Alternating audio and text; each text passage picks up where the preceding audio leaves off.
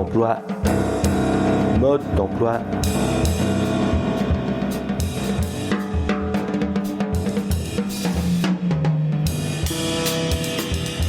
Bonsoir à tous, vous êtes toujours sur Fréquence Paris Pluriel, 106.3 FM, et c'est en ce moment l'émission Mode d'emploi, l'émission d'Agir ensemble contre le chômage. Vous allez écouter la première émission des femmes révolutionnaires.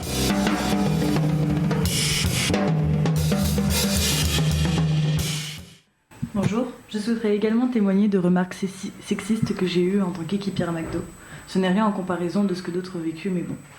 Je fais un bonnet E. En discutant de la manière dont nous avons été recrutés avec des collègues, mon manager me dit qu'il ne faut pas que je me leurre. Je n'ai été recrutée que pour la taille de ma poitrine qui va fidéliser les clients masculins. J'ai alors compris pourquoi mon directeur ne trouve jamais de chemise à ma taille. Elles sont toujours trop serrées. Si je ne fais pas attention, on peut facilement voir mes sous-vêtements entre mes boutons. Et pourquoi on m'a tout de suite formée à l'accueil client et au service en salle alors que j'ai postulé pour la cuisine ? Je n'ai pas le droit de porter de t-shirt et je dois donc travailler en permanence avec des chemises trop petites, et ce après 5 ans dans ce restaurant. Souvent, ils me proposent 2 chemises, soit une toute petite taille, soit une très grande taille qui m'arrive au genou. Ils m'imposent la chemise et pas le t-shirt, je suis la seule dans ce cas. Les autres ont le droit de porter un t-shirt, soi-disant car je suis chargée d'accueil. Ce poste de chargée d'accueil ne figure nulle part dans mon contrat. Je ne suis même pas considérée comme hôtesse. Cela fait des années que je me bats pour passer hôtesse, mais on me le refuse. Dans notre restaurant, toutes les filles sont devant en caisse, tous les garçons derrière en cuisine. Ils nous ont déjà dit que c'était pour vendre et attirer le client. Il y a également un manager qui m'a une fois prise à part et qui m'a susurré à l'oreille qu'il connaissait les filles comme moi, qu'il n'avait qu'à me coincer dans un coin, il était sûr que je ne dirais rien. Et aussi un équipier qui, un jour, alors qu'il ne travaillait pas, est resté à côté de moi en plonge. J'avais beaucoup de travail à faire, je ne pouvais pas partir. Pendant presque 2 heures à me faire des remarques sur ma chemise trop petite, sur ma manière phallique de tenir le tuyau de la plonge, sur ma voix érotique quand je prends une commande de drive. Malgré mes plaintes, ma direction m'a dit qu'il ne gênait personne en restant dans les couloirs. Et ces remarques, c'était pour rire. Il faut dire que c'est vrai que j'ai une voix de téléphone rose quand je prends les commandes drive. J'espère que cela pourra vous être utile, même si ce n'est pas grand-chose. Merci pour vos combats. Si seulement plus d'équipiers pouvaient être sensibles à ce que vous faites. Ce récit anonymisé a été recueilli par le collectif MacDroit, Mediapart et Street Press à l'automne 2020.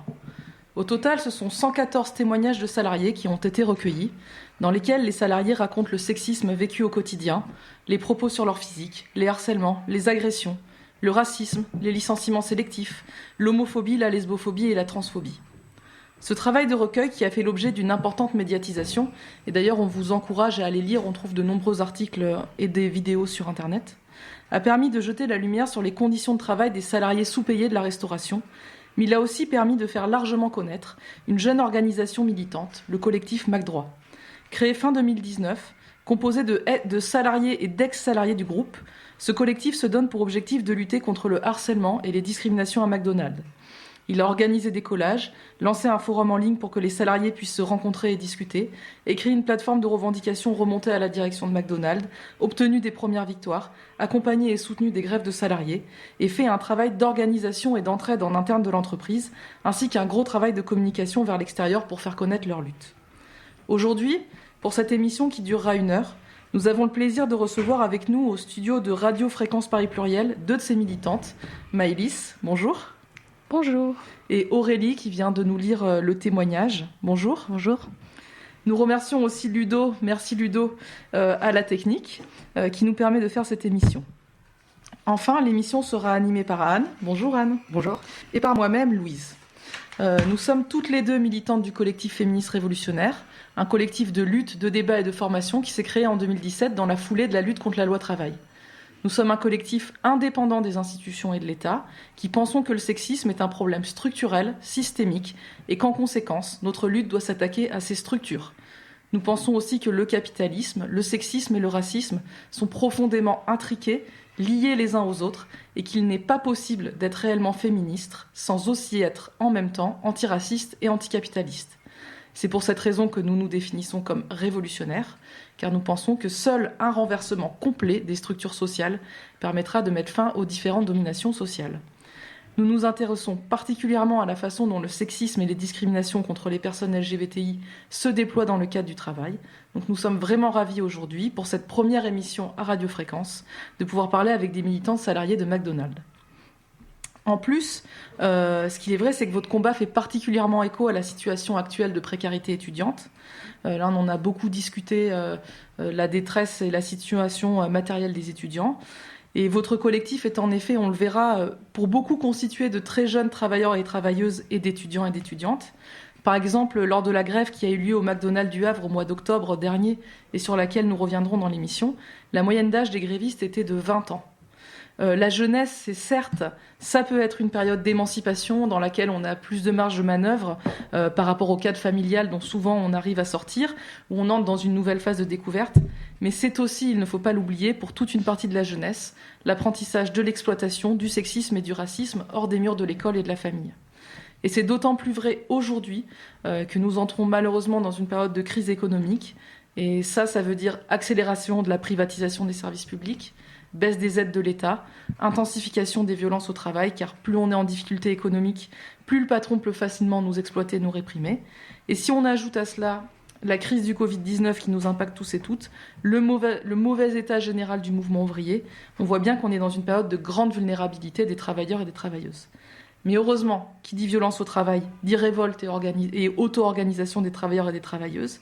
Et une des raisons supplémentaires pour lesquelles on avait vraiment envie de vous inviter, c'est que dans notre collectif, on s'est dit que votre collectif de lutte était le reflet de l'entrée d'une nouvelle génération militante dans les lieux de travail. Une génération qui arrive après le mouvement MeToo, après les marches climat, après le mouvement Black Lives Matter et contre les violences policières dans les quartiers populaires. Une génération particulièrement sensibilisée à toutes ces questions, qui n'est pas forcément passée par des organisations traditionnelles du mouvement ouvrier, et qui, on l'espère, réussira à apporter un vent nouveau sur ces questions dans les lieux de travail, dans les syndicats et dans les organisations de lutte en général, car on en a vraiment bien besoin. D'ailleurs, vous n'êtes pas les seuls salariés de McDonald's dans le monde à vous mettre en lutte sur ces sujets. Depuis 2016, dans la foulée de MeToo, aux États-Unis notamment, il y a eu plusieurs grèves, des dépôts de plaintes et actions coordonnées à l'échelle du pays, c'était une première historique, contre le harcèlement sexiste et sexuel à McDonald's. D'ailleurs, j'ai trouvé leur slogan assez génial, c'était « I'm not on the menu », je ne suis pas sur le menu. Je ne sais pas s'il existe des statistiques similaires en France, mais j'ai lu qu'aux États-Unis, une salariée sur 4 de la restauration rapide est victime de harcèlement sexuel au travail, et que sur la totalité des plaintes déposées pour harcèlement sexuel au travail entre 2012 et 2016, une majorité concerne les salariés de la restauration rapide. Que ça ait trait... Donc on voit bien là qu'il se passe quelque chose de spécifique dans la restauration rapide, que ça ait trait à l'organisation du travail ou au management ou aux conditions de travail. Quoi qu'il en soit, il y a des mécanismes en place qui exposent spécifiquement les salariés de ce secteur à ces violences. Et donc il y a vraiment des leçons à tirer pour tout le mouvement féministe de vos expériences au travail et de vos luttes.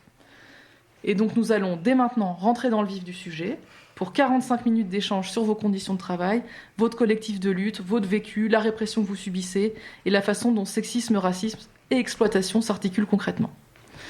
Eh bien, je donne la parole à Anne pour lancer la discussion. Merci Louise.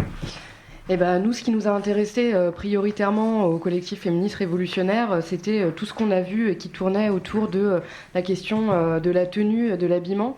Mais d'abord, est-ce que vous pouvez nous raconter comment et pourquoi est né le collectif McDroit ?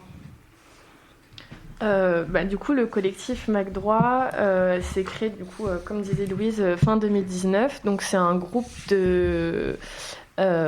d'équipiers et d'ex-équipiers McDo qui finalement se sont réunis parce qu'ils ne trouvaient pas refuge ailleurs et ne s'identifiaient pas dans d'autres groupes comme les syndicats, etc., pour se faire entendre et travailler sur ces questions de discrimination et d'harcèlement sexuel auxquels ils faisaient face au sein de leur travail.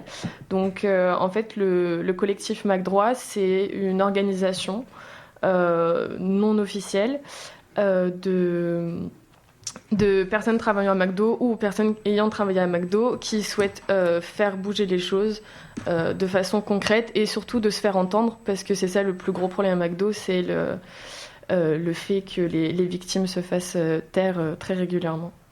Donc vous êtes un collectif autonome en fait ? Voilà, c'est ça, totalement. D'accord. Et est-ce que vous pouvez nous raconter un petit peu quelle est votre expérience personnelle à toutes les deux ? D'abord, ce que vous avez pu subir à titre personnel chez McDonald's, et ensuite, comment vous êtes rentré dans le collectif, ce que vous y avez vécu et ce que vous y avez appris. Bien pour ma part, je suis équipière depuis plus d'1 an. Je n'ai pas particulièrement subi de répression, de discrimination ou autre, mais il me semblait, je n'ai pas envie d'attendre que ça m'arrive pour agir.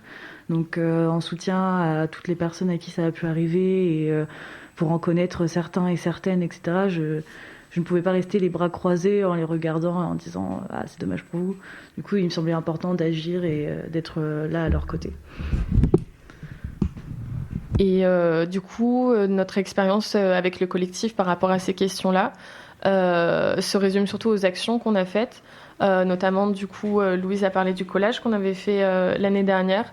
Notre plus grande fierté aussi, c'est la collecte de témoignages qu'on a faite, qui a du coup regroupé plus d'une centaine de témoignages. Et c'est là où on est face du coup à cette réalité qui est très dure à encaisser et où on prend vraiment conscience du fait que d'une part c'est un comportement systématique qu'il y a dans les McDo et que ça peut vraiment affecter la santé mentale et finalement physique aussi des victimes. Et du coup suite à ça on a continué nos actions. On a fait notamment une manifestation qui a très bien marché et qui a soudé encore plus le collectif et qui nous motive encore plus du coup à faire ce genre d'action pour nous faire entendre à McDo pour que les conditions de travail soient meilleures et plus respectables pour les employés. Alors, on va revenir effectivement un petit peu chronologiquement sur tout ce que le collectif McDroit a mis en place. Tu parlais tout à l'heure de ce que vous avez fait, donc les collages. Donc ça, c'était en mars 2020, hein, c'est ça ?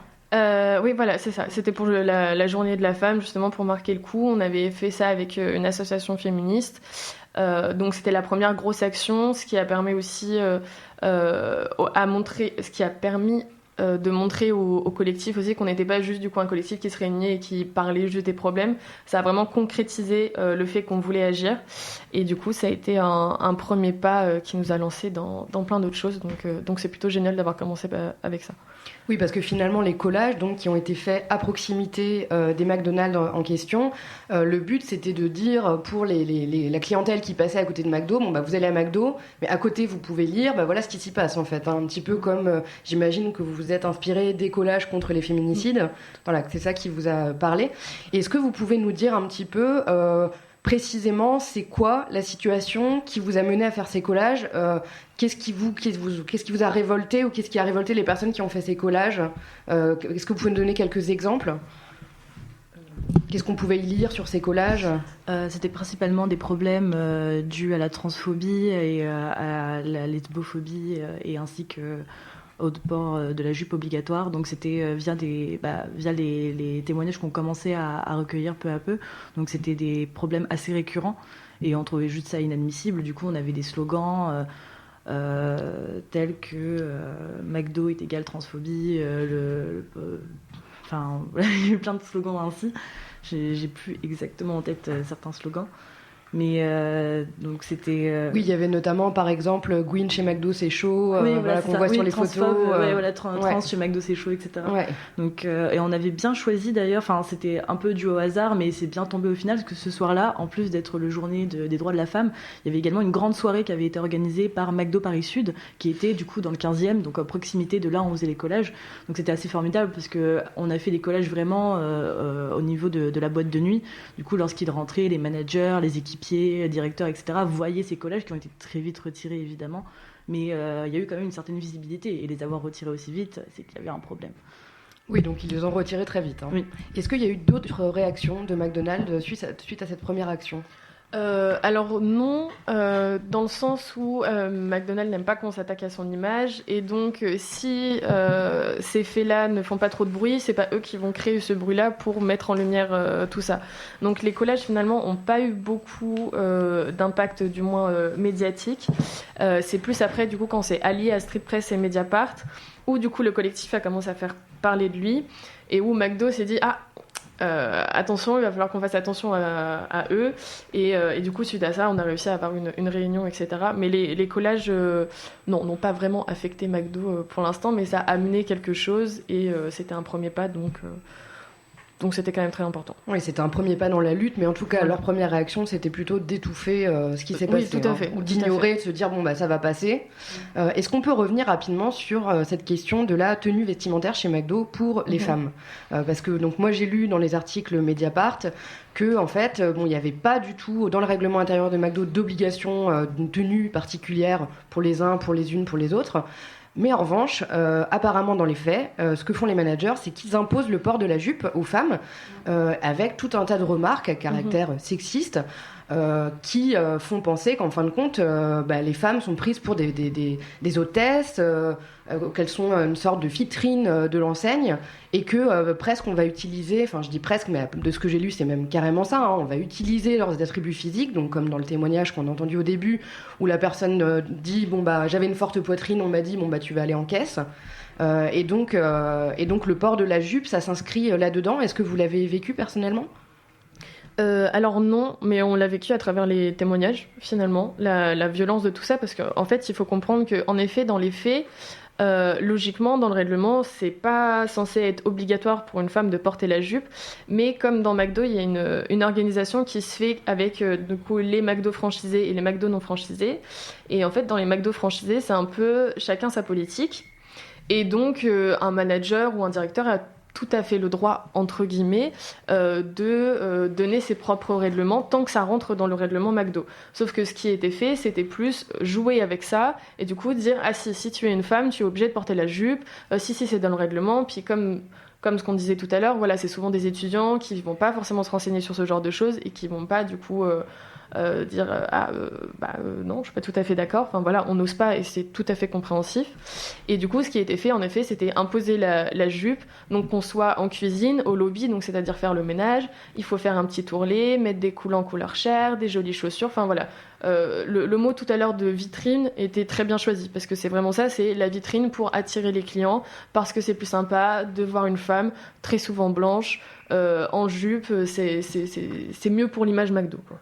Alors, merci pour ce témoignage, parce que tu abordes vraiment plein de sujets qui sont hyper intéressants et qui nous semblent très importants. Alors bon, je rebondis tout de suite sur ce que tu viens de dire, parce qu'effectivement, ça fait partie d'autres choses qu'on a lues dans les témoignages. C'est qu'en gros, c'est les femmes devant en caisse, les hommes derrière, et en particulier les personnes racisées. Comme si, effectivement, la vitrine de l'enseigne, elle devait être blanche, quoi. Voilà, c'est ça. C'est ça qui se passe, en fait. La deuxième chose, c'est que tu parlais notamment du fait que les personnes chez McDo soient souvent jeunes. Et effectivement, il faut le rappeler, chez McDonald's, on entre souvent à 18 ans ou à peu près à ces âges-là, quand on n'a pas de qualification, et que soit on doit payer ses études, soit on n'a pas encore commencé ses études et il faut bien avoir une expérience professionnelle dans la vie. Malgré un petit peu tout le discours qu'on peut entendre très méritocratique finalement, que McDo c'est très formateur, c'est une première expérience professionnelle, une fois qu'on a fait McDo on peut tout faire, etc. Bon, mais concrètement, qu'est-ce qu'on apprend d'abord chez McDo ? On apprend des conditions de travail qui sont très dures. Vous le vivez comment au quotidien ?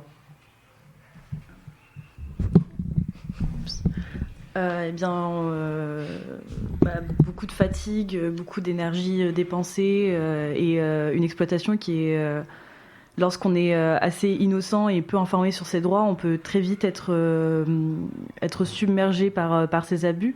Parce que McDo, du coup, on en parlait, jouait énormément sur l'image, etc. Il y a ce côté très familial, on tutoie tout le monde, on est tous amis avec tout le monde, etc. Donc lorsqu'on demande de faire des heures sup, lorsqu'on demande de faire ci, de faire ça, etc., c'est très dur de refuser parce qu'on a l'impression d'offenser un ami ou une amie. Du coup, on peut, lorsqu'on arrive du coup dans ce milieu de travail, lorsqu'on a, comme vous avez dit, zéro expérience, etc., c'est vrai que c'est assez compliqué de... le premier truc qu'il faut apprendre, c'est de gagner en caractère pour ne pas subir davantage d'abus. Et ce qui est compliqué, c'est qu'une fois qu'on a accordé sa validation vis-à-vis de tous ces abus, une fois qu'on refuse, c'est là où les répressions vont commencer, en se disant pourquoi tu refuses dorénavant, etc. Donc c'est assez oppressant comme ambiance en réalité. Et au final, ça peut vite nous manger. Ouais, on a d'un côté finalement un discours qu'on entend beaucoup parfois dans les entreprises qui va un peu avec tout le néo-management qui est on est une famille, ici on se tutoie, on est potes, etc. Mais d'un autre côté, quand un manager vous dit il faut porter la jupe, quelque part ça il faut pas le remettre en question quoi. Donc si c'est une famille très autoritaire quoi. Voilà, c'est ça. C'est peut-être une bonne métaphore par ailleurs. On peut peut-être se dire qu'effectivement la famille ça marche bien. Et nous, ce qui nous a frappé dans les témoignages qu'on a lus au collectif féministe révolutionnaire, c'est à quel point, on parlait de vitrine tout à l'heure, à quel point finalement les corps des femmes sont utilisés quasiment comme des matières premières, des propriétés de l'employeur, qu'il va pouvoir utiliser en fait. Comme vitrine, on l'a dit. Est-ce que par rapport au racisme, vous pouvez témoigner aussi de choses que vous avez vues ou de réflexions que vous avez entendues, parce que c'est des choses qu'on retrouve beaucoup dans les témoignages. En fait, pour ces questions-là, c'est comme pour le sexisme, parce que forcément c'est lié de toute manière, c'est quelque chose qui est systématique. C'est-à-dire que même si c'est pas volontaire de la part de la direction du McDo en question, il y aura forcément des comportements racistes parce que ça se passe comme ça dans tous les McDo. Donc, c'est-à-dire concrètement, les personnes de couleur vont être en cuisine et les personnes blanches vont être devant.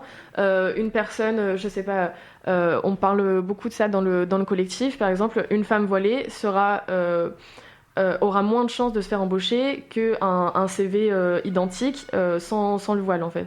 Et ça c'est quelque chose qui est systématique dans les McDo parce que encore une fois il faut montrer que McDo c'est quand même une bonne jeunesse qui vient, que c'est propre, etc. Et forcément dans cette façon de penser là, il faut mettre les femmes blanches devant, ce qui est totalement ridicule et je suis tout à fait d'accord avec ça, mais du coup c'est quelque chose de systématique sur lesquels il faut qu'on travaille et sur lesquels du coup nous cette année on va beaucoup se pencher parce que on a travaillé sur ces questions féministes, mais le racisme dans tous les cas c'est quelque chose de tellement lié qu'on ne peut pas passer outre. Oui, alors moi j'invite vraiment les personnes qui nous écoutent à aller lire les témoignages dans les articles de Mediapart parce que donc je les ai plus tous en tête, mais il y en a qui sont particulièrement choquants. Je me rappelle notamment d'un manager, quelqu'un qui témoigne d'un manager qui disait on va blanchir tout ça, ou alors d'un équipier McDo qui disait qui était racisé, qui disait qu'on l'appelait Bamboula tous les jours. Enfin bon, ça c'est vraiment, faut vraiment les lire parce que c'est extrêmement éloquent. Oui, moi j'avais une question pour vous. En fait, je trouve que ce qui est intéressant quand on discute du sexisme au travail, c'est qu'on voit bien qu'il ne s'agit pas uniquement de préjugés dans la tête des gens, mais qu'en fait ça s'incarne dans l'organisation même du travail. Et en fait, les deux aspects jouent, à la fois la culture du viol, la culture sexiste, qu'on va dire le macro, qui est ce qui circule dans les discussions, ce que tu apprends à la famille, à l'école, mais qu'ensuite, cette culture-là va être mise au service d'une organisation du travail pour vous exploiter.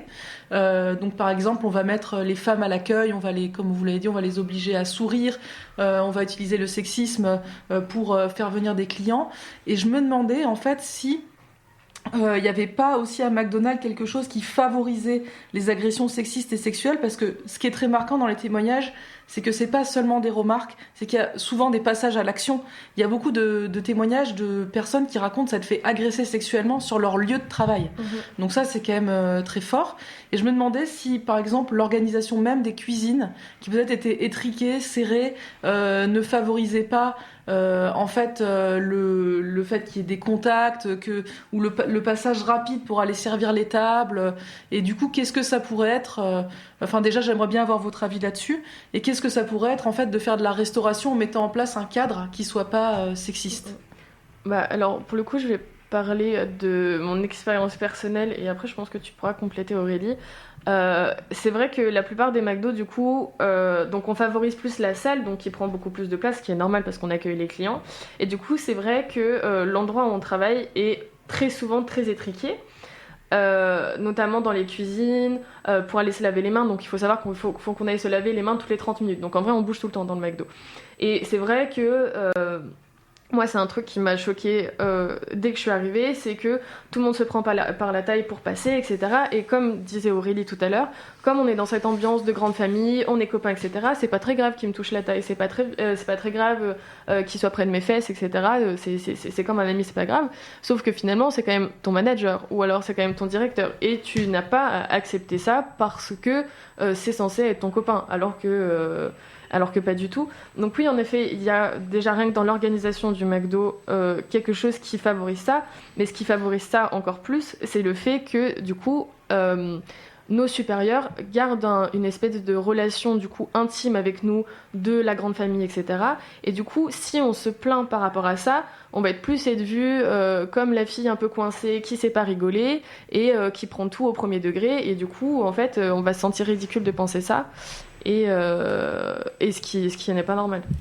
Et ce qui est assez terrible pour continuer ce que tu as dit, c'est qu'au niveau des évolutions notamment, le caractère également de la personne peut jouer. Donc si jamais par exemple tu te retrouves à contester certains comportements d'un de tes supérieurs, ça peut mettre en péril tout type d'évolution, ce qui est assez terrible parce que du coup ce n'est pas du tout par rapport au travail de la personne, mais en réalité c'est plus souvent qu'on ne le pense, quoi. Donc c'est assez terrible, même professionnellement parlant, au-delà de, même psychologiquement parlant, de détruire un peu la personne peu à peu. Est-ce que vous avez le sentiment que ces revendications que vous portez, notamment les revendications quant au sexisme, quant aux dénonciations de harcèlement, également sur l'homophobie par exemple, ou le racisme, est-ce qu'elles sont propres à finalement une nouvelle génération sensibilisée à ces questions? Est-ce que vous pensez que c'est parce que c'est maintenant que les choses sortent? Des revendications féministes, il y en a toujours eu. Cependant, avec l'essor des réseaux sociaux, des mouvements, etc., elles sont plus écoutées et du coup, ça amène plus de personnes à également prendre la parole et à se libérer également. Il y a ce côté aussi un peu anonyme, etc., qui aide énormément pour éviter, par peur de subir des répressions. Donc, ça peut être propre à une génération dans le sens où il y a plus de paroles, plus de soutien et une plus grande sensibilisation aussi par rapport à tout ça. On oblige les gens à se taire et à nous écouter. On ne peut pas nous couper la parole pour une fois. Et donc en novembre, vous êtes allé au siège de McDonald's apporter les 114 témoignages que vous aviez recueillis, vous d'un côté, mais aussi les journalistes de Mediapart et de Street Press. Et vous êtes allé porter un certain nombre de revendications. Est-ce que vous pouvez nous en parler un petit peu ? Alors, déjà, pour donner un petit détail, donc on a en effet apporté les témoignages, mais aussi ce qui était fort, c'est qu'on a collé du coup tous les témoignages sur les murs du siège, qui voulait dire, bon, maintenant vous pouvez plus ne plus nous voir ou ne plus nous écouter. Dans tous les cas, voilà, les témoignages sont là, il n'y a plus qu'à les voir. Et petite anecdote, même les policiers qui nous encadraient, allaient les regarder, etc. Il y avait plein de bienveillance, donc c'était plutôt génial. Et du coup, quand on est parti faire cette manifestation, on avait en effet une liste de revendications qu'on leur a aussi transmis, qui sont notamment déjà la formation des personnes encadrantes, parce que voilà, le problème n'est pas forcément volontaire. On n'est pas forcément volontairement discriminatoire, etc. Donc, ce qui est important, c'est du coup de former le personnel encadrant sur ces questions sexistes, sur ces questions de discrimination, parce que la formation, pour l'instant, n'est pas vraiment faite. Il faudrait aussi, pour du soutien aux victimes, qui n'existe pas encore à McDo, un numéro de téléphone, déjà, pour prévenir quelconque comportement discriminatoire, et une personne référente dans chaque McDo. Il faudrait aussi, pour que la situation évolue correctement, qu'il y ait un vrai système de sanctions transparent et non plus passer par des chemins quelconques pour finalement que la victime se démissionne et que finalement l'oppresseur reste parce que c'est meilleur pour l'image de McDo. Comme disait Aurélie aussi, un système d'évolution juste et pas basé sur les affinités ou sur le physique de la personne, parce que c'est très important à McDo, ça. Forcément, la fin de la discrimination à l'embauche des femmes voilées, ce qu'on disait tout à l'heure, et tout simplement aussi la fin de la discrimination à l'embauche par rapport au physique. le droit pour les personnes trans d'utiliser leur prénom d'usage, parce que ça c'est beaucoup ressorti pendant les témoignages et c'est une souffrance, je pense, qu'on n'imagine même pas. Et du coup, ça c'est une des revendications qu'on a à peu près réussi à régler avec eux. C'est une tenue similaire pour tous et toutes. Pour une égalité sur le lieu de travail. Oui, donc c'est en fait cette injonction à porter la jupe pour les femmes. Oui, tout à fait. Et alors ça, justement, tu dis on a presque réussi, on en parlait tout à l'heure. Est-ce que vraiment, donc McDonald's s'est engagé à envoyer un recommandé à tous ces restaurants en France pour dire, donc les managers n'ont plus à exiger le port de la jupe, mais est-ce que c'est ce qui s'est vraiment passé ? Bah voilà, le but c'était, après notre réunion avec McDo France, le recommandé devait être envoyé donc sur le port de la jupe et aussi sur le fait que les personnes trans pouvaient et avaient le droit surtout d'utiliser leur prénom d'usage sans répression. Et ce qu'on note, sachant qu'on travaille à McDonald's et que dans le collectif il y a aussi des managers, c'est que dans nos McDo en tout cas, on n'a pas reçu de recommandé.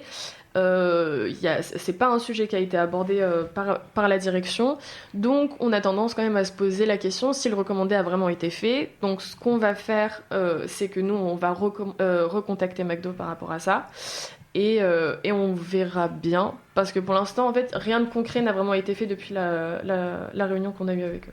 Oui, donc la lutte continue finalement. Oui, bah tout à fait.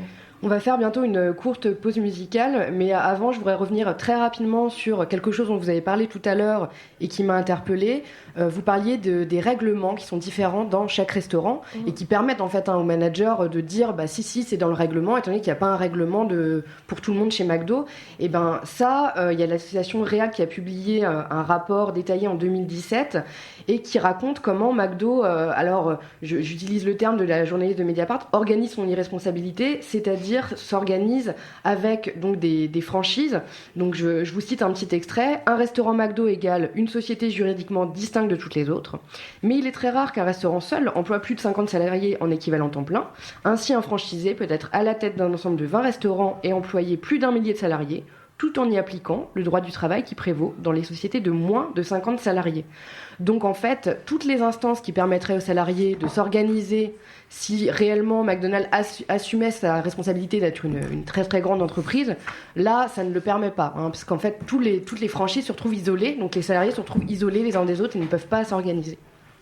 Ça, c'est quelque chose que vous avez vécu aussi personnellement ? Pour le coup, on peut comparer déjà avec nos 2 McDo avec Aurélie. C'est vrai que en fait, il y a plein de petites différences, mais ça va être des différences infimes, comme par exemple le 13e mois qui est dans un McDo et pas dans l'autre. Plein de petits avantages qu'on a dans un McDo et pas dans l'autre. Une organisation qui est pas pareille, comme par exemple, je sais pas, un McDo qui est très représenté par ses syndicats aura forcément plus d'avantages. Qu'un McDo où finalement les syndicats sont quasiment pas représentés à cause du coup de cette organisation qu'il y a dans ce McDo là. Donc oui, c'est quelque chose de très visible et oui. Oui, donc effectivement, rien ne permet aux salariés de s'organiser correctement. Moi, j'ai même lu aussi qu'il pouvait y avoir des écarts de salaire de l'ordre de 20% d'un restaurant à un autre qui sont parfois extrêmement proches sur le territoire. Et ce que vous racontez sur les franchises, ça me fait penser à ce qui se passe dans l'hôtellerie avec le phénomène de la sous-traitance. Une autre lutte qu'on suit beaucoup au collectif féministe révolutionnaire, c'est la lutte des femmes de chambre de l'hôtel Ibis. Et en fait, le dispositif de sous-traitance qui consiste en fait à employer les femmes de ménage, que l'hôtel n'emploie pas directement les femmes de ménage mais passe par une boîte de sous-traitance, fait que dans un même hôtel, en fait, les femmes de ménage peuvent avoir des conditions de travail différentes et que réparties sur tous les hôtels Ibis, elles ont des conditions de travail différentes parce que les boîtes ne font pas appel aux mêmes entreprises de sous-traitance. Et ce que je trouve d'autant plus intéressant, c'est que l'hôtellerie, c'est un autre secteur où il y a énormément d'agressions sexistes et sexuelles. C'est d'ailleurs l'autre secteur où il y a le plus de lutte au travail sur ces questions-là. Et donc je pense qu'on voit bien qu'en fait, secteur précarisé, sous-payé, main-d'œuvre féminine et racisée, égale harcèlement sexiste et sexuel. Et qu'en fait, la question de l'exploitation au travail, des bas salaires, des conditions de travail difficiles, en fait, est synonyme de agression sexiste, sexuelle, transphobe, lesbophobe, etc. Oui, tout à fait. Et on va revenir dans quelques minutes pour aborder notamment la grève du Havre, qui a été une grève extrêmement médiatisée, dont vous allez nous parler tout à l'heure. Et donc on écoute Oxytocine, baiser volé.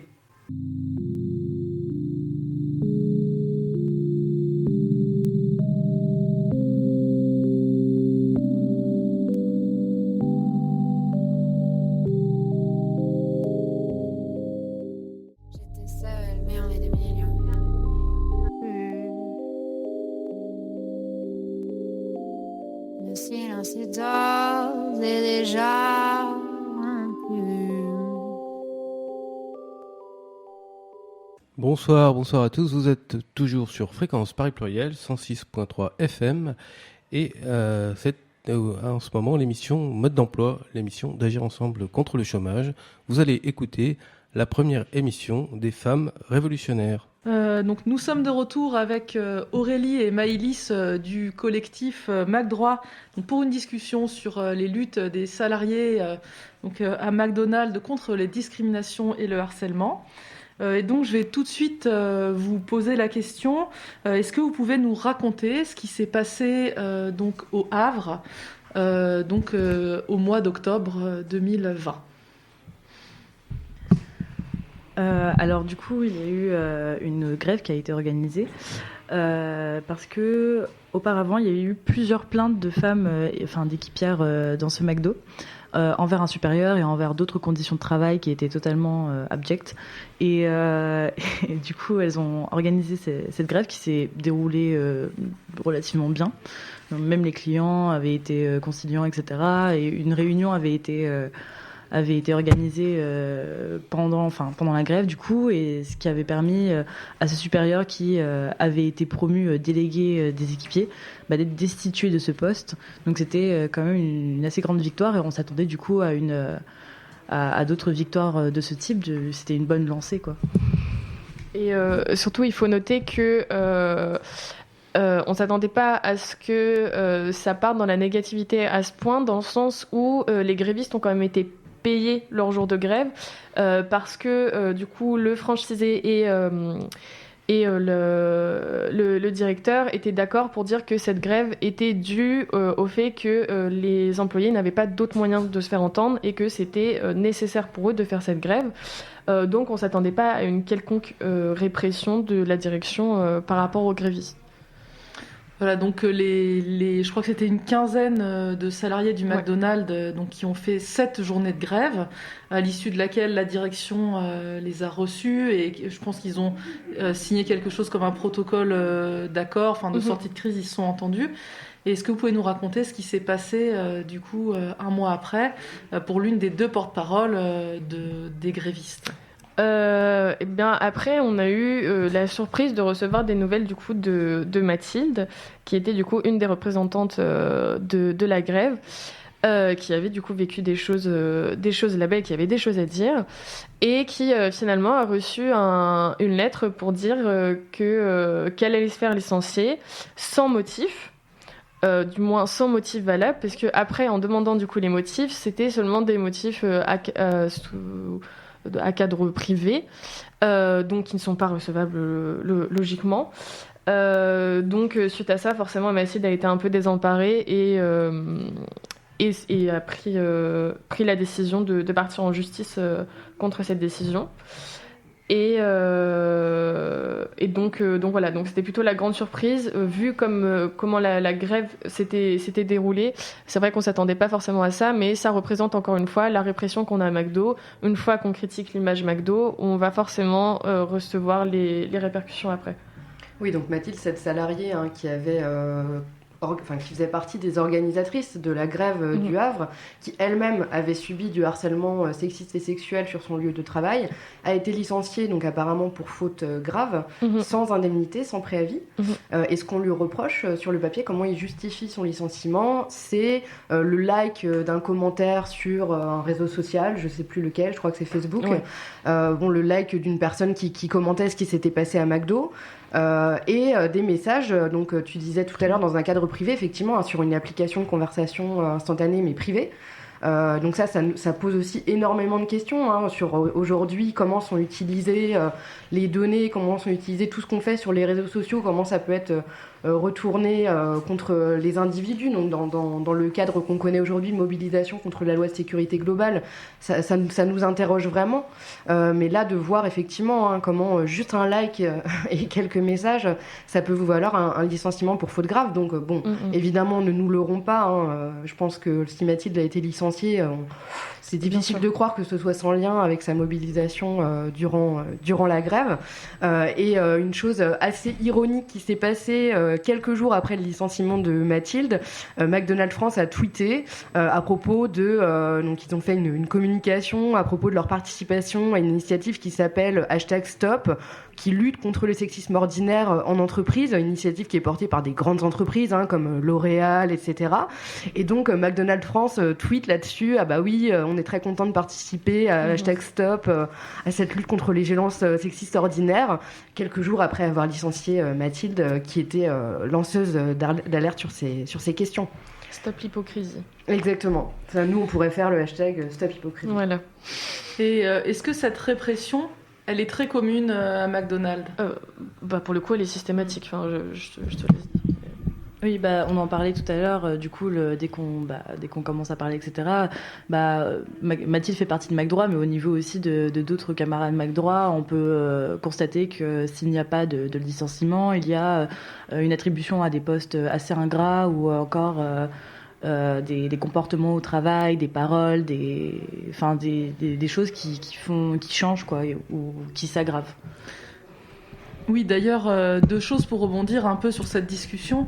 La première chose, c'est que c'est vrai que le licenciement pour faute grave, où en fait il n'y a pas vraiment de faute grave, c'est un outil qui est très utilisé par le patronat, en particulier des grandes entreprises, parce qu'elles ont des équipes d'avocats derrière, et elles savent en fait qu'elles vont pas pouvoir partir pour des procès qui vont être longs, qui vont être coûteux si la personne qui se défend n'a pas d'avocat mis à disposition. Et en fait, c'est des procès qui peuvent durer jusqu'à 5 ans. Et c'est vrai en plus que là, en période de crise économique, ils se multiplient. Pareil, on en discutait avec les camarades en grève de l'hôtel Ibis. C'est actuellement très fréquent, et en fait, le licenciement pour faute grave peut être vide, mais ça ne change pas. En fait, l'entreprise peut le mener à bien. Et la deuxième chose sur laquelle je souhaiterais qu'on revienne, c'est qu'en fait, le collectif McDroit a quand même pour spécificité d'être un collectif de salariés et d'ex-salariés. Et en fait, de ce que vous nous avez dit, c'est dû à la répression que vous subissez. Donc j'aimerais bien que vous nous parliez un peu de ça, et que vous nous racontiez aussi comment vous vous organisez dans le collectif McDroit, comment ça se passe quand on est militante du collectif McDroit. Alors oui, en effet, du coup, c'est salariés et ex-salariés, et on est d'ailleurs plus d'ex-salariés que de salariés, parce que finalement, le collectif McDroit s'est réuni à cause d'un ras-le-bol, et souvent, les personnes qui ont ras-le-bol ont dû quitter pour leur propre sécurité mentale et parfois physique. Du coup, comment on s'organise? En fait, on est un noyau, si vous voulez, d'une trentaine de membres postés un peu partout, en vrai, en France, parce que le collectif, il n'est pas juste en Île-de-France. On a vraiment des alliés un peu partout. Donc, on se réunit à peu près tous les mois pour voir déjà les avancées, parce qu'on n'en finit jamais avec McDo, il y a toujours des choses à découvrir. Donc on se réunit à peu près tous les mois, et on s'organise de façon horizontale, donc il n'y a pas de chef ou quoi que ce soit. Il y a en effet des porte-paroles, mais c'est pour représenter la voix du collectif. Du coup, on se réunit de façon horizontale, et on discute, et on essaye d'organiser les choses en essayant de participer tous petit à petit, et se délecter les tâches pour que ce soit plus simple. Et est-ce que à votre travail, vos employeurs savent que vous êtes au collectif McDroit?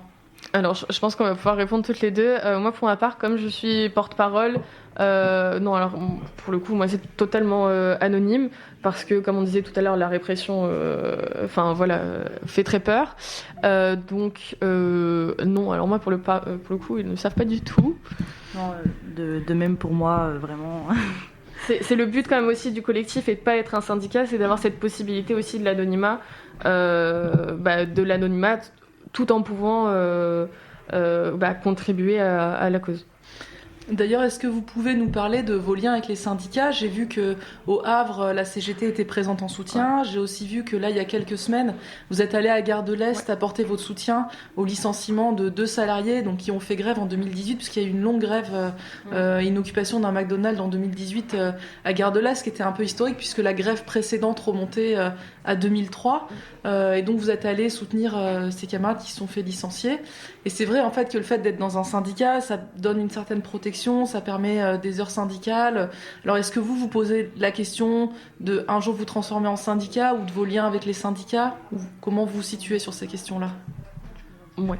En fait, on n'est pas du tout contre les syndicats. Pour le coup, c'est vraiment pas une question de ça. Au contraire, on est plutôt alliés avec eux. Enfin voilà, ils nous soutiennent toujours dans nos actions. On a toujours la CGT avec nous dans les manifestations, pendant nos grèves. Ils sont d'un grand soutien. On a aussi des syndicats McDo aussi qui sont alliés à nous, des associations féministes. Enfin voilà, on est quand même très bien entourés. Mais pourquoi on a un collectif? Déjà parce que on est beaucoup de jeunes qui ne sont pas informés sur ces questions syndicales. On ne sait pas forcément comment on rentre dans un syndicat. Et en plus de ça, le fait d'être dans un syndicat, c'est forcément quelque chose de visible. On ne peut pas cacher le fait d'être dans un syndicat. Et comme disait Aurélie tout à l'heure, on va peut-être pas être réprimé par un licenciement, mais c'est voilà, on va faire le lobby constamment, donc c'est toujours les tâches ménagères, c'est un monsieur ou madame je sais tout. Enfin voilà, c'est quand même très dur à porter, et le but du collectif quand même, c'est aussi d'avoir cette possibilité-là d'anonymat, et aussi de pouvoir aborder des sujets qui sont pas abordés dans le syndicat, qui sont plus psychologiques finalement que juste voilà, le salaire, l'emploi du temps, ce genre de choses. Oui, parce qu'il y a quand même un énorme turnover chez McDo, donc on peut considérer aussi que c'est toutes les situations de harcèlement qu'on décrivait tout à l'heure, là par rapport à la question qu'on traite, c'est la question émergée de l'iceberg, mais la question immergée de l'iceberg, c'est les conditions de travail, le turnover, le fait que ce soit des jeunes, tout ce que vous disiez sur la répression. Donc finalement, la question que ça pose aussi, c'est qu'est-ce que vous pourriez avoir à dire à des syndicats pour leur dire là, il y a des choses, peut-être il y a des nouvelles questions à prendre en charge, et des nouvelles manières de faire en sorte que les salariés puissent se mobiliser pour prendre en compte ces questions, notamment sur les questions d'anonymat. Vous, qu'est-ce que vous pourriez demander à un syndicat, ou comment on imagine des nouvelles mobilisations, par exemple? En fait, comment dire, on pense en vrai que c'est en effet très bien quand même de travailler sur ces questions de salaire, donc voilà, parler d'argent, etc., etc. Sauf que finalement, l'expérience du travail, c'est pas que ça. Et on a beau gagner tant au mois de mars, et travailler tant d'heures, je pense que ce qui reste aussi énormément, c'est l'expérience qu'on a sur le lieu de travail, et qui peut être très marquante, surtout parce que c'est souvent une première expérience de travail à McDonald's. Donc ce qu'il faudrait aussi dans les syndicats, c'est se concentrer aussi sur ces questions-là qui ne sont pas dissociables en fait, finalement. L'économie et la pression psychologique va forcément ensemble dans tous les cas, c'est quelque chose de lié. Et donc ce serait bien de se concentrer sur ces questions-là, parce que dans tous les cas, si l'une ne bouge pas, l'autre ne pourra pas bouger non plus. Oui, les formes de domination sociale, finalement, elles s'incarnent dans les rapports interpersonnels, elles sont présentes, et on ne peut pas les dissocier, c'est pas que des questions de conditions de travail. Oui, d'ailleurs, ça va nous amener à notre prochain sujet, la question du racisme. Et en effet, moi je suis entièrement d'accord avec ce que vous dites, on ne peut pas dissocier exploitation, racisme et sexisme, pour la simple et bonne raison que le sexisme et le racisme structurent l'exploitation. Quand on est une femme noire, on n'est pas exploité en général comme un homme blanc. Quand on est une femme noire, on n'est pas exploité en général comme une femme blanche. Et c'est des choses, c'est vrai que parfois on a qui ne sont pas bien prises en compte dans les syndicats, et c'est un véritable problème. Nous, on essaie de s'y affronter et de s'y confronter et de changer les choses. Et justement, là, on va parler des discriminations raciales et de votre projet dont vous nous avez parlé à McDroit autour de ça. Et le racisme, en fait, agit comme le sexisme. On va dévaloriser ces populations, on va les associer à tout un tas de choses affreuses. C'est des sauvages, des rétrogrades, des moyenâgeux, des idiots. Et donc, on va leur filer les boulots les plus sales, les moins rémunérés, les moins valorisés, les plus difficiles. Et du coup, ça veut aussi dire, à l'inverse, que se battre contre le racisme et se battre contre le sexisme, c'est pas juste permettre à une femme... aux femmes dans le McDo de ne pas porter la jupe. En fait, c'est se battre contre tout un système et tout un système d'exploitation. C'est pas un hasard que le patronat, en fait, il faut se battre contre lui très fortement pour ne pas avoir le droit de porter de jupe. C'est qu'en fait, le fait de porter une jupe est lié à sa capacité de faire des profits. Et en fait, finalement, si on mène ce combat jusqu'au bout contre le sexisme et le racisme, c'est un combat contre tout ce système. Et ça, je pense que c'est important de le dire parce que c'est pas toujours bien perçu. Et parfois, dans le milieu, même souvent, dans le mouvement ouvrier, en fait, on va dévaloriser ça, on va penser que c'est secondaire. Donc de ce point de vue-là, merci beaucoup pour votre lutte, parce que je pense qu'elle est particulièrement importante. Et donc allons-y, est-ce que vous pouvez nous parler de ce que vous faites en ce moment ? Du coup, en ce moment, donc cette année, on va plus se concentrer également sur les luttes raciales. Du coup, on a 2 projets. Donc, on va envoyer, on l'avait évoqué tout à l'heure. On va envoyer 2 CV identiques, avec l'une étant celle d'une femme voilée et l'autre d'une femme blanche. Donc, pour comparer, faire des comparatifs dans différents McDo. Et ensuite, c'est une autre enquête qui concerne des équipiers. Qui ont juste à énumérer en fait les personnes, combien de personnes racisées sont au comptoir par rapport aux personnes blanches, etc. Donc vraiment faire un compte rendu par rapport à ça. Est-ce que McDo respecte la polyvalence qu'ils prônent tellement au sein de leur McDo ? Donc c'est plus pour prendre du recul et faire une enquête qui laisse savoir des problèmes.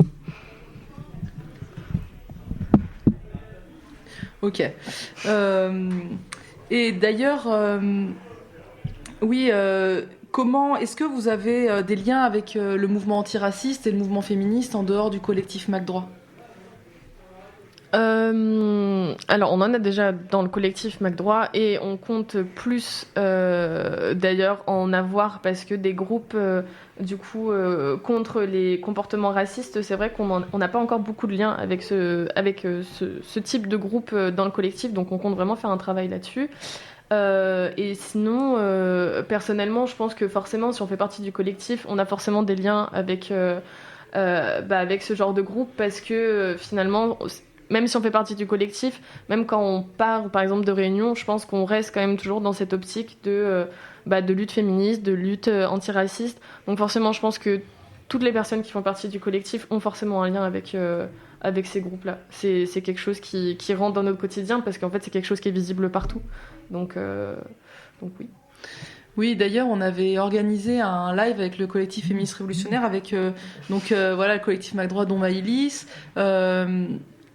les grévistes d'Ibis et aussi un collectif de danseurs et danseuses qui s'appelle La Permanence et qui a fait un travail similaire au vôtre en fait dans le milieu de la danse en envoyant notamment des questionnaires sur le sexisme et le racisme subi.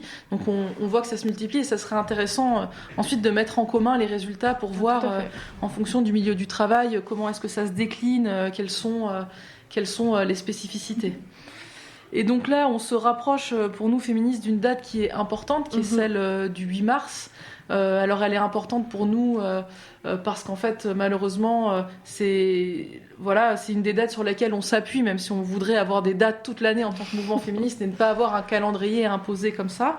Et une des choses qu'on défend justement pour ce 8 mars, c'est la question de la grève féministe, c'est-à-dire l'arrêt du travail, que ce soit l'arrêt du travail gratuit qu'on effectue à la maison, travail de soins, le ménage, le travail psychologique, l'éducation des enfants, mais aussi le travail salarié, puisque je pense que là, toute l'émission l'a démontré, le sexisme est aussi subi, a aussi lieu au travail.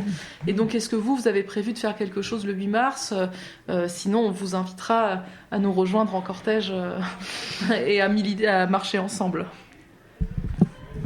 Eh bien, pour le moment, le 8 mars était initialement prévu pour le procès de Mathilde. Donc, on allait faire des actions par rapport à cela. Malheureusement, à cause de la situation sanitaire et d'autres problèmes, j'imagine, le procès a été reporté. Donc, pour le moment, on a cette place, du coup, cette date qui reste vacante. Donc, pour le moment, on n'a pas encore quelque chose de concret, de prévu, mais on va y réfléchir dessus. On a vu que vous aviez créé un forum récemment, enfin je ne sais pas si c'était cette année. Oui, fin de l'année dernière, début de cette année. Donc c'est un forum qui permet en fait aux salariés de témoigner principalement de façon anonyme. C'est là-dessus que vous aviez recueilli beaucoup de témoignages notamment. Alors d'abord, ça s'est fait plutôt dans un cadre privé avec du coup les comptes qu'on avait, donc Instagram, Twitter. Enfin, ça s'est fait beaucoup sur Twitter et Facebook. Et en fait, on s'attendait pas à avoir une vague de témoignages aussi graves finalement. Donc en fait, on a été même dans l'obligation de créer cette plateforme parce que en fait, chaque personne avait sa propre expérience et il fallait qu'ils se regroupent quelque part. Et avoir ce forum aussi, ça montre que en fait, on n'est pas tout seul et que pour le coup, c'est quand même quelque chose de systématique et de très récurrent et que c'est pas grave si on a vécu ça. Il y en a d'autres et on est écouté et je trouve ça aussi très rassurant de voir qu'on n'est pas tout seul dans ces situations et qu'il y a quelqu'un d'autre qui a vécu les mêmes problèmes. Oui, c'est vraiment un super outil qui permet de recueillir très facilement des choses. On vous invite, si vous êtes chez McDo et si vous vous reconnaissez dans ces témoignages que vous voulez témoigner, à aller voir. Donc c'est collectif McDroit Forum active.com et à pas hésiter à vous contacter. Et donc nous arrivons vers la fin de l'émission. Est-ce qu'il y a quelque chose que vous souhaiterez dire que vous n'avez pas pu évoquer ? C'est peut-être bête, mais je veux dire, si on se sent mal à l'aise sur son lieu de travail, si on se sent pas bien, c'est qu'il y a forcément quelque chose qui ne va pas. Je veux dire, il n'y a pas de honte à en parler. Aujourd'hui, il y a plein d'associations, il y a des collectifs, il y a des syndicats. On n'est pas tout seul et si on se sent mal sur son lieu de travail, c'est qu'il y a quelque chose qui ne va pas et c'est pas nous le problème. Donc il faut savoir prendre parole et se faire écouter parce que toutes les voix sont importantes. Et tout témoignage est important et pas moins bien qu'un autre ou quoi que ce soit. Enfin, une expérience, ça se fait personnellement et le but quand même aussi du travail, c'est d'avoir une bonne expérience du travail et de vivre correctement toute sa vie parce que le travail, ça reste quand même 50% de sa vie. Donc voilà. Oui, on envoie également tout notre soutien à Mathilde qui est aujourd'hui donc en procès, qui va au prud'homme contre McDo. Donc on lui envoie plein de soutien. On va terminer l'émission par un petit agenda des luttes. Voilà, donc pour quelques dates pour les jours à venir. Déjà, quelques dates féministes, entre autres. Il y a un collectif de non-titulaires de Paris 3 qui s'est monté et qui appelle à faire une grève féministe, puisqu'actuellement, il y a une grande souffrance dans les universités, que ce soit du point de vue étudiant-étudiante ou du point de vue du personnel. Donc, elles appellent à faire une grève pédagogique, notamment par la rétention des notes. Elles appellent à discuter avec l'ensemble des personnels concernés des modalités d'action. Voilà, y compris si vous êtes dans d'autres facs, n'hésitez pas à les contacter. Autre date, le dimanche 7 février à 14h30 à Saint-Michel, il y a un rassemblement Justice pour Julie. Donc Julie qui est une jeune fille mineure qui a été violée par différentes personnes adultes. Le jugement de cour de cassation a lieu le 10, donc rassemblement 7 février à 14h30 à Saint-Michel.